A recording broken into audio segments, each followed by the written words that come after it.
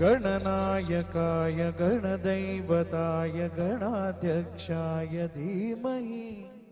गुणशरीराय गुणवन्दिताय गुणेशानाय धीमहि गुणाधीताय गुणाधीशाय गुणप्रविष्टाय धीमहि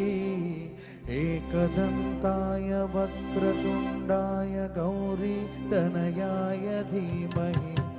गजेशानाय भालचन्द्राय श्रीगणेशाय धीमहि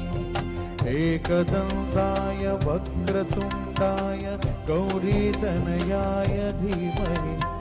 गजेशानाय भालचन्द्राय श्रीगणेशाय धीमहि